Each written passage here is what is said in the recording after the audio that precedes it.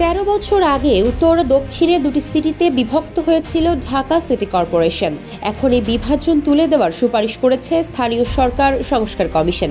তারা সমগ্র ঢাকা মহানগর এলাকার জন্য একক ঢাকা সিটি কর্পোরেশন করার পরামর্শ দিয়েছে।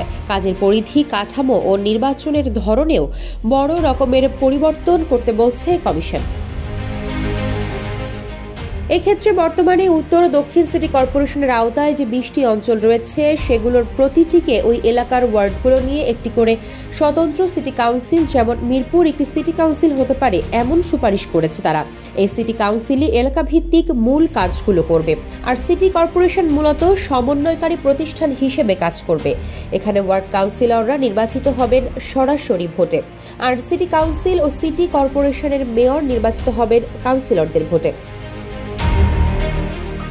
প্রধান উপদেষ্টা অধ্যাপক মোহাম্মদ ইউনূসের কাছে রোববার জমা দেওয়া চূড়ান্ত প্রতিবেদনে এমন সুপারিশ করেছে সংস্কার কমিশন। গত বছরের 18 নভেম্বর স্থানীয় সরকার বিশেষজ্ঞ অধ্যাপক তোফায়েল আহমেদকে প্রধান করে 8 সদস্যের স্থানীয় সরকার সংস্কার কমিশন গঠন করা হয়। ওয়ালটন আবারও মিলিয়নিয়ার অফারে ওয়ালটন ফ্রিজ কিনে আপনিও হয়ে যেতে পারেন মিলিয়নিয়ার।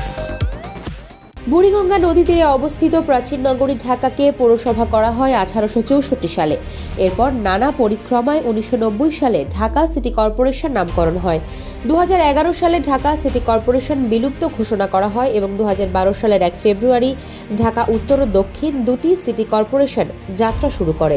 এখানে লন্ডনের নগর কাঠামোর আদলে ঢাকা ও চট্টগ্রাম মহানগরের জন্য 2 স্তর বিশিষ্ট মহানগর সরকার গঠনের সুপারিশ করেছে স্থানীয় সরকার সংস্কার কমিশন। কমিশন বলছে, ঢাকা মহানগরের ক্ষেত্রে ঢাকা উত্তর দক্ষিণ সিটি কর্পোরেশনের পরিবর্তে একক মহানগর সরকার প্রতিষ্ঠা করতে হবে।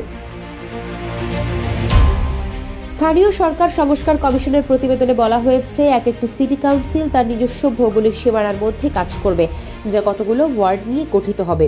স্বায়ত্তশাসন থাকলেও এই সিটি কাউন্সিলগুলো কাজের দিক থেকে বৃহত্তর ঢাকা সিটি কর্পোরেশনের আওতায় একটি স্যাটেলাইট আকারে যুক্ত থাকবে এবং পরিচালিত হবে। প্রতিটি সিটি কাউন্সিলে একজন মেয়র থাকবেন। সিটি কাউন্সিল জননিরাপত্তা এবং অগ্নি নির্বাপন পরিষেবা, মশক নিধন, প্রাথমিক স্বাস্থ্যসেবা, শিক্ষা, স্থানীয় পর্যায়ে বর্জ্য ব্যবস্থাপনা, ফুটপাত, রাস্তা, কালভার্ট নির্মাণ ও রক্ষণাবেক্ষণ, ব্যবসা বা পেশার নিবন্ধন বা অনুমোদন সহ স্থানীয় বাসিন্দাদের সরাসরি প্রয়োজনীয় পরিষেবা দেওয়ার জন্য দায়িত্বপ্রাপ্ত হবে। স্থানীয় কর সিটি কর্পোরেশন নয়, শুধু সিটি কাউন্সিল গ্রহণ করবে। ঢাকা মহানগর সরকারে অঞ্চলভিত্তিক 20টি সিটি কাউন্সিল গঠন করা যেতে পারে, এর একটি সম্ভাব্য তালিকাও করে দিয়েছে কমিশন। কাউন্সিলগুলোতে নির্ধারিত সংখ্যক ওয়ার্ড থাকবে। জনসংখ্যার ভিত্তিতে একটি সিটি কাউন্সিলে কমপক্ষে 9 থেকে সর্বোচ্চ 15টি ওয়ার্ড থাকবে। এই ওয়ার্ডগুলোর ভোটারদের প্রত্যক্ষ ভোটে কাউন্সিলর নির্বাচিত হবেন। 1/3 ওয়ার্ডে নারী কাউন্সিলর নির্বাচিত হবেন।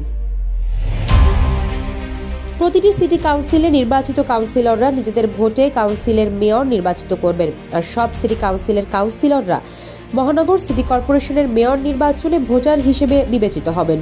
সিটি কর্পোরেশনের মেয়র পদের নির্বাচন উন্মুক্ত থাকবে। সেখানে নির্বাচিত কাউন্সিলর ও বাইরের অনির্বাচিত ব্যক্তিও নির্বাচনের শর্ত পূরণ করে মেয়র পদে প্রার্থী হতে পারবেন। আফসারা নাজ, নিউজ ডেস্ক, ইত্তেফাক।